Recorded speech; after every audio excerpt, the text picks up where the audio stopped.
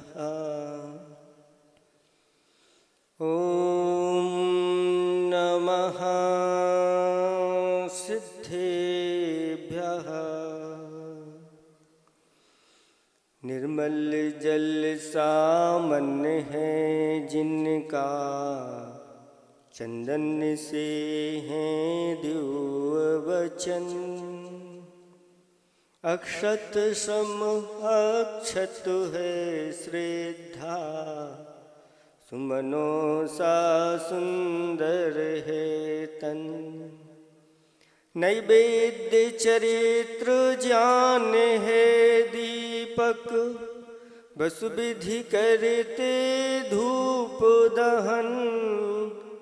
ध्यान सुफल है अर्घ समाधि, मुनिवर तुमको नित्य नमन।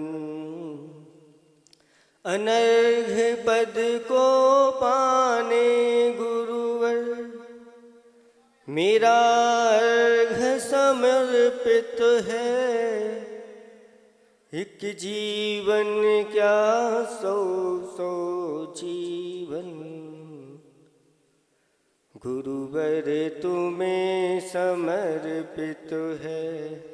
ऋषिवर तुम्हें समर्पित है। देवादिदेव 1008 चैतन्य चमत्कारी बालाजी के अतिशयकारी अजितनाथ भगवान की जय जय जय।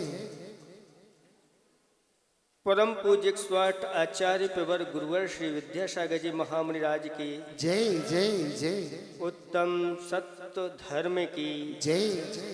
3 करोड़ करोड़ मुनिराजों की जय जय जय। पूज्य मुनिवर श्री विमल सागर जी महाराज की, मुनि संघ की। धर्म स्नेही भक्ताओं, आचार्य भगवंतों ने सत्य की परिभाषा बताते हुए कहा है कि पर संताप वै कारण वैणम, मोतूण सपर हिद वैणम। जो वदरी भुक्कु तुरियो, तस्सु धम्मो हवे सच्चम। जो भिक्षु, जो साधु पर को संताप करने वाले, ऐसे जो वचन हैं, उन वचनों को जो छोड़ता है और स्वयं और पर के लिए जो हितकारी होते हैं, ऐसे वचनों को बोलता है, उस साधु के सत्य धर्म होता है। किसके होता है? साधु के। श्रावकों के अभी नहीं कहा जा रहा है, अभी साधु के लिए कहा जा रहा है। क्योंकि सत्य धर्म सिमरणों का होता है। हम आप लोगों को पहले बता चुके हैं। ये 10 धर्म, श्रावक का धर्म 11 प्रतिमा रूप होता है और सिमरणों का धर्म उत्तम क्षमा आदि 10 दक्षिण रूप हुआ करता है। भगवान ने श्रावक धर्म और श्रमण धर्म दोनों धर्मों का वर्णन किया है। उसी के माध्यम से श्रावक भी शिक्षा लेता है। ऐसे वचन जो दूसरों को प्रिय लगे, हितकारी हों और सीमित हों। वैसे तो आचार्य भगवंतों ने कहा कि मौन धारण करो, क्योंकि मौनम सर्वार्थ साधनम। मौन के माध्यम से सभी प्रकार की सिद्धियां हो जाती हैं। करने की आवश्यकता नहीं। संकल्प अगर 6 महीने तक ले लिया कि 6 महीने तक मैं बोलूंगा नहीं, फिर देखो वचनों का प्रभाव क्या होता है। लेकिन सिर्फ वचन से ही नहीं, मन से भी मौन होना चाहिए। हृदय में भी किसी के प्रति अहित की भावना नहीं होना चाहिए। अगर अहित की भावना हो रही है तो सत्य धर्म चला जाता है, रहता नहीं। इसीलिए बार बार आप लोगों के लिए उपदेश दिया जाता है। उस उपदेश में हमारा भी हित है और आपका भी हित है। प्रवृत्ति करो तो आचार्य भगवंतों ने कहा कि प्रवृत्ति में दान और पूजा का श्रावकों को उपदेश दो। दान और पूजा में लगा हुआ श्रावक मोक्ष मार्ग में लगा हुआ है। श्रावक के कितने आवश्यक होते हैं? 6 आवश्यक होते हैं। उन 6 आवश्यकों में दान और पूजा मुख्य आवश्यक है। अगर और आवश्यक हो रहे हैं और दान और पूजा नहीं हो रही है तो कहते हैं वह श्रावक नहीं रहता, वह अपने श्रावकपने से भ्रष्ट हो जाता है। तो साधु के लिए भी कह दिया कि जो साधु और सारी क्रियाएं करता है लेकिन ध्यान और अध्ययन नहीं करता, दिन भर इधर उधर की बातों में ही लगा रहता है, वह भी साधु अपने साधुपने से भ्रष्ट है। ऐसा रयन सार ग्रंथ में आचार्य भगवंतों ने लिखा है। दोनों के लिए कहा गया। इसीलिए ऐसे वचन बोलना आवश्यक है जिसके माध्यम से ये अपनी क्रोध, मान, माया और लोभ इसको कम करते चले जाएं। आज आप लोगों के लिए इतना उपदेश मिलता है, तब आप इतना करते हो। अगर उपदेश नहीं दिया जाए तो पहले आज से 25-50 वर्ष पूर्व की दशा देख लो कैसी थी और आज आपकी स्थिति क्या है। ये सब गुरुदेव के चरण जब इस बुंदेलखंड पर पड़े, ऐसे सत्य धर्म को धारण करने वाले के चरण पड़े और उन्होंने जब दान और पूजा का उपदेश दिया, क्योंकि एकांतवाद का यहाँ पर बोलबाला बहुत था। आचार्य भगवंतों ने कहा एकांतवादियों का सत्य सत्य नहीं होता, सत्य जैसा लगता है। सत्य तो अनेकांतवाद में ही है। अनेकांत का सहारा लेकर के जो बोलते हैं वह सत्य की कोटि में आता है। एक सत्य होता है और एक सत्याभास होता है। सत्य को किसी की शपथ की जरूरत,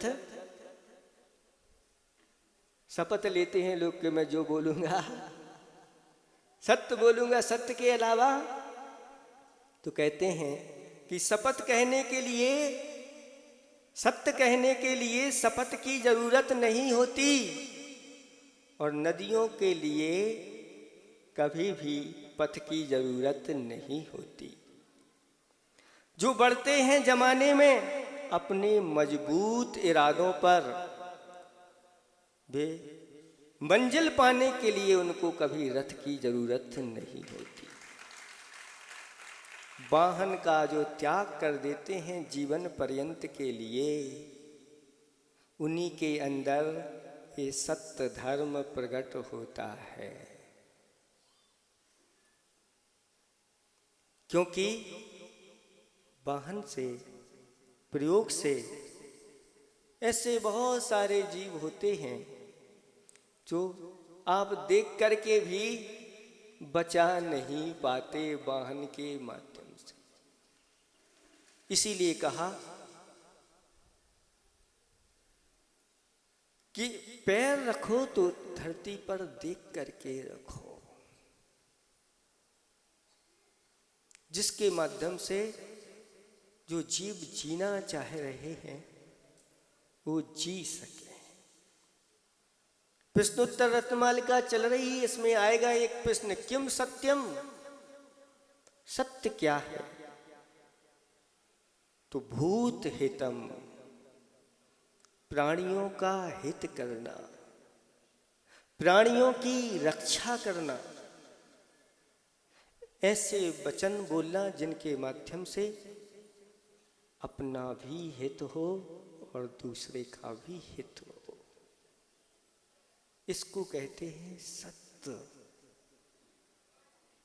और जहाँ प्राणियों की रक्षा के लिए अगर असत्य भी बोल दिया तो हमारे आचार्य भगवंत कहते हैं वह भी सत्य की कोटि में आ जाता है। एक मुनिराज जंगल में ध्यान कर रहे थे और जैसे ही ध्यान से बाहर आए कि एक हिरण भागता हुआ उनके सामने से निकला, घबराया हुआ था। महाराज ने जान लिया कि कोई शिकारी इसका पीछा कर रहा है और उन्होंने मन में सोचा कि शिकारी यहाँ आएगा और मुझसे पूछेगा कि यहाँ से कोई हिरण निकला तो नहीं। तुरंत वह खड़े हो गए, बैठे थे तो खड़े हो गए। वो तो निकल गया था, बैठे थे जब निकला था, अब खड़े हो गए। जो उन्होंने अनुमान लगाया था वही हुआ।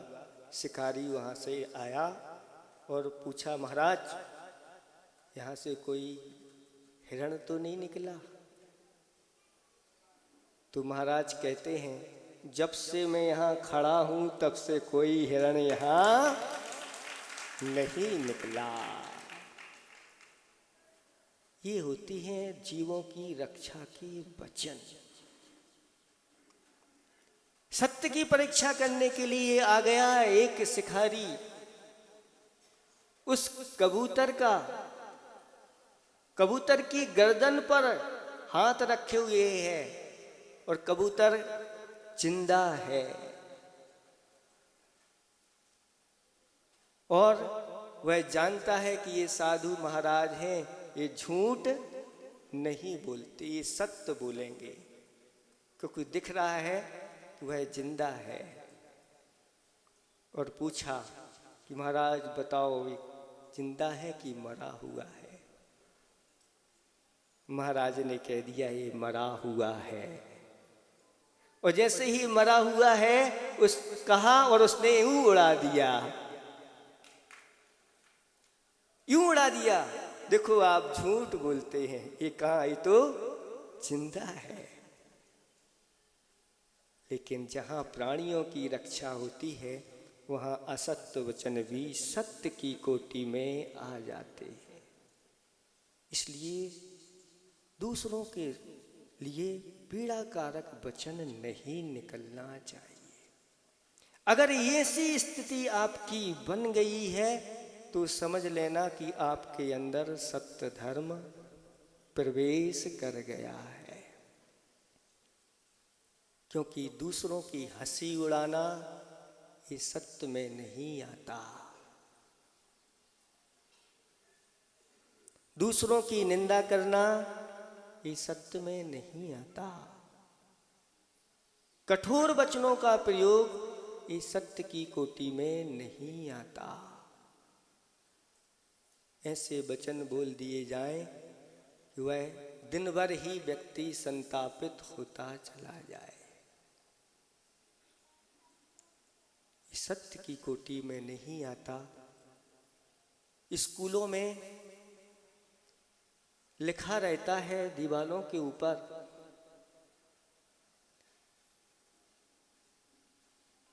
आत्मना प्रतिकूलानि परेशान समाचरेत। सुनो, धर्म का सर्वस्व सुनो और सुन करके उसको अच्छी तरह से अपने हृदय में धारण करो। अगर आप सत्य को जानना चाहते हैं तो जो जो बातें हमें अपने प्रति अच्छी नहीं लगती,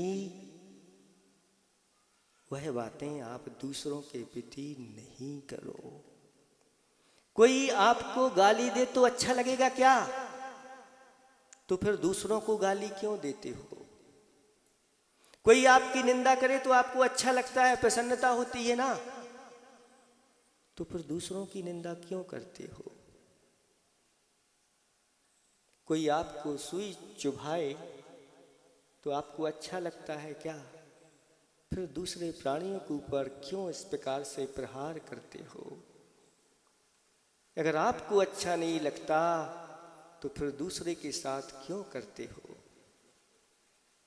इसलिए अपने हृदय को टटोलो और टटोल करके आचार्य भगवंतों ने कहा, पर गुण ही गुण पर में सदा खोजू निज में दाग, दाग मिटे बिन कब कहा तामस मिटते राग। हे बप्पात्माओ, गुण खोजने के लिए तत्पर रहो और जहाँ जितने गुण मिल सकें उनको ग्रहण कर लो। यहाँ तक कि एक कौवे के अंदर भी गुण होते हैं, देखो तो। क्योंकि कौवा जो होता है जब भोजन करता है तो अपने साधर्मी उन सारे सबको बुला करके और फिर भोजन प्रारंभ करता है। कुत्ते में भी गुण होते हैं, स्वामी भक्त होता है, कभी अपने स्वामी को नहीं काटता। जिस थाली में खा रहे हैं उसी थाली में छेद करोगे तो कहाँ जाओगे? बोलो। इसलिए वह कुत्ता स्वाभिमानी होता है। यहाँ तक कि मालिक तो छोड़ो, अगर कोई प्रतिदिन उसको एक टुकड़ा भी डाल देता है तो वह उसके आगे पूंछ हिलाने लगता है। क्या करने लगता है? पूंछ हिलाने लगता है। ये किसने सिखाया उसको? बताओ, कौन से कॉलेज में पढ़ा है? और आप सब कॉलेज आदि में भी पढ़ करके माता पिता के उपकार को भी यूं चुटकी बजाते हुए, जिन्होंने 9 माह गर्भ में रखा, स्वयं भूखे रह करके तुम्हें भोजन कराया, ऐसे करके और भूल जाते हो। और कहाँ वह एक कुत्ता, उसके पास इतना तो गुण है, देख लो। स्वान निद्रा कहा है कि जब निद्रा लेता है फटाक से वह उठ जाता है, देर नहीं लगती। गधे के पास भी गुण हैं, कितना परिश्रम करता है, चाहे सर्दी हो, चाहे गर्मी हो, चाहे बरसात हो। खाने को समय पर मिले अथवा ना मिले, लेकिन फिर भी तैयार रहता है सुबह से बिना ही नाश्ते के। चलो, बगुला के पास भी गुण होते हैं।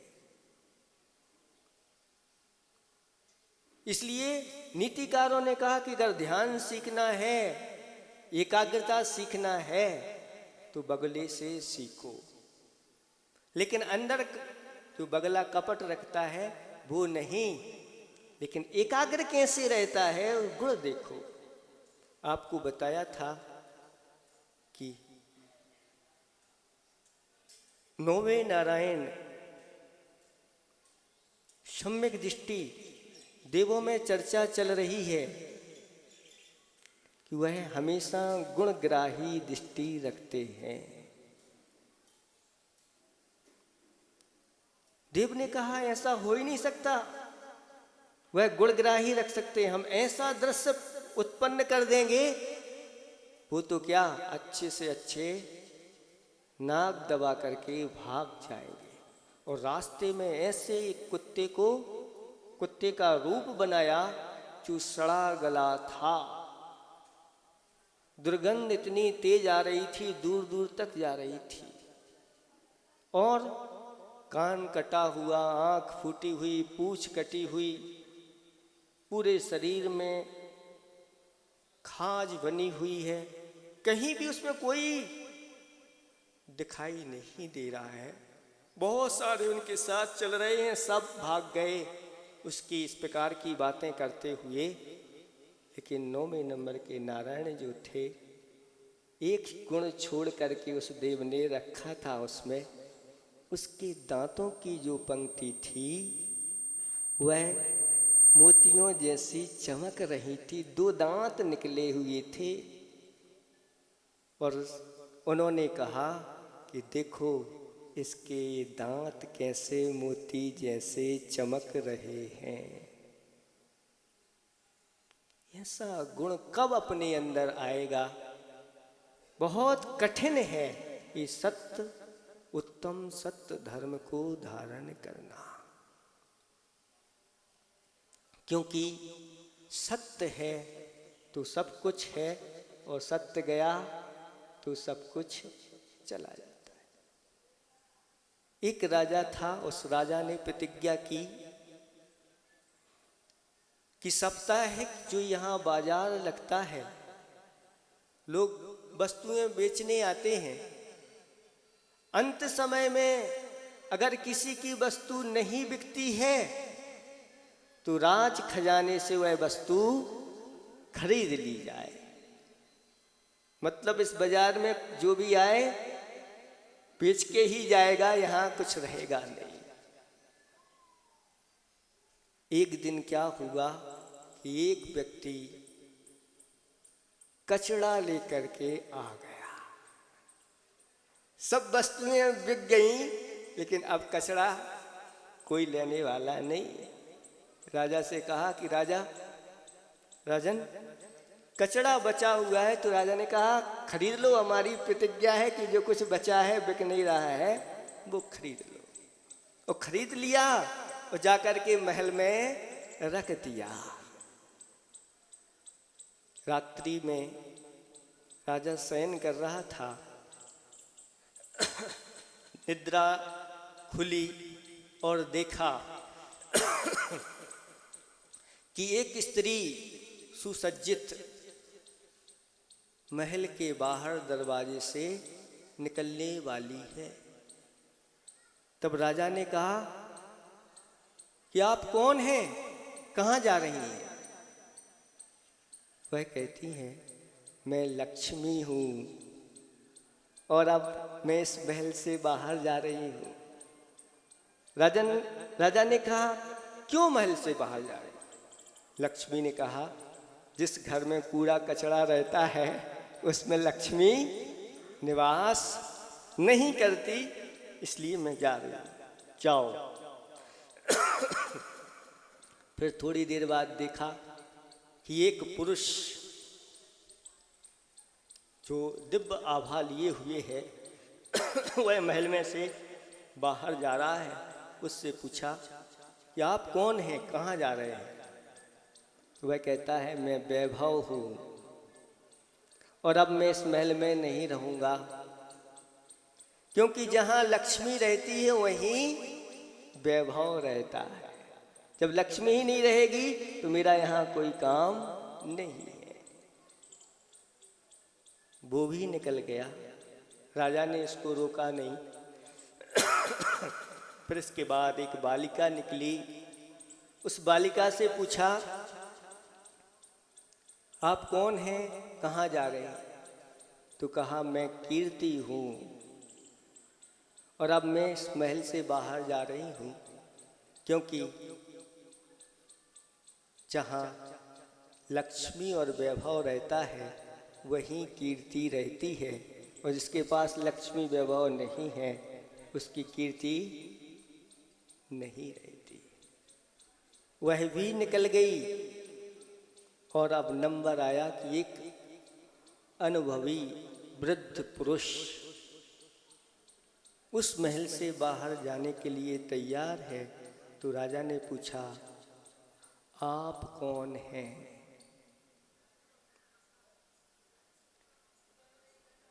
तो उसने कहा, मैं सत्य हूं और मैं महल से बाहर जा रहा हूं। राजा तुरंत उठा और सत्य के दोनों पैरों को पकड़ लिया। सब कुछ चला जाए लेकिन मैं सत्य को नहीं जाने दूंगा। उसी के लिए तो मेरी प्रतिज्ञा थी, सबके सामने प्रतिज्ञा ली थी कि साप्ताहिक जो बाजार लगेगा उसमें जो कुछ बचेगा मैं उसको खरीदूंगा, चाहे कुछ भी हो। मेरी प्रतिज्ञा है, इसलिए मैंने कचड़े को रख लिया। चाहे लक्ष्मी बाहर चली जाए, चाहे वैभव चला जाए, चाहे मेरी कीर्ति भी चली जाए, लेकिन मैं सत्य को नहीं जाने दूंगा। भली मैं रंक बन जाऊं लेकिन सत्य तो सत्य है। सत्य रुक गया और पता चला कि थोड़ी ही देर में लक्ष्मी वापस आ गई, वैभव वापस आ गया और कीर्ति वापस आ गई। कैसी सत्य की प्रतिष्ठा थी इस जैन कुल में।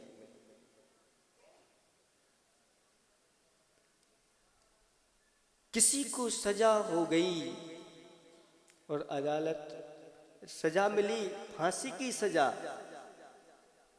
और उससे पूछा गया कि तुम्हारी अंतिम इच्छा क्या है? वह कहता है, अंतिम इच्छा है मुझे जल पिला दो। और उसके सामने जल ले जा करके दिया। तो उसने कहा कि ये जल छना हुआ है कि नहीं? सुन रहे हैं आप लोग? ये जल छना हुआ है कि नहीं? कहते नहीं। तो वह कहता है, मुझे नहीं पीना, मैं मर जाऊं लेकिन अनछना जल नहीं पीऊंगा।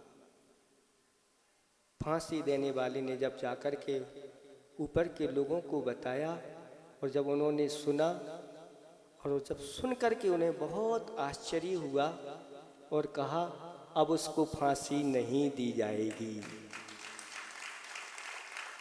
क्योंकि जो छना पानी पीने वाला है वह दूसरे का घात कैसे कर सकता है? वह दूसरे का घात नहीं कर सकता। उसके ऊपर कोई ऐसा विशेष षड्यंत्र रचा गया है और उसको छोड़ दिया गया। सत्य की प्रतिष्ठा किससे होती है? तो इन्हीं प्रतिज्ञाओं के माध्यम से होती है। और जब ये सत्य दृढ़ रहता है तो बड़े बड़े मनुष्य क्या, देवता भी आकर के और नमस्कार करते हैं। सीता की अग्नि परीक्षा हुई। उस अग्नि परीक्षा में सीता पास हो गई। अग्नि की ज्वाला ठंडे जल में परिवर्तन हो गया। ये सब किसका है? तो ये सत्य की जो प्रतिज्ञाशील की प्रतिज्ञा थी, शीलवती थी, उसी का है। इसलिए ज़्यादा कुछ नहीं कहना। आज हमने थोड़ा सा समय आप लोगों का ज़्यादा ले लिया, इसलिए आप लोगों से हम क्षमा चाहते हैं। लेकिन सत्य कहा नहीं जाता, सत्य तो महसूस किया जाता है। इसलिए सत्यवादी बनो। हरिश्चंद्र सत्यवादी कहलाते थे। स्वप्न में भी जिन्होंने राज्य दे दिया अपने गुरु को, और जैसे ही आंखें खुलती हैं अब ये मेरा राज नहीं, और राज को छोड़ करके चले गए। जब स्वप्न में दे देते हैं तो फिर आप लोग जो बोला हुआ दान है वह अगर नहीं देते तो कहाँ किस कोटि में आप आओगे। कहते हैं देव शास्त्र गुरु के लिए जो हमने बोल दिया, अब चाहे मुझे घर बेचना पड़े, चाहे अपने प्राण देना पड़े, सब कुछ बेच जाओ, स्वयं को भी बिकना पड़े तो बेच दो, लेकिन देव शास्त्र गुरु के प्रति जो बोला है बस सत्य की प्रतिष्ठा रखो, देवता लोग भी आपके खजाने को भर देंगे।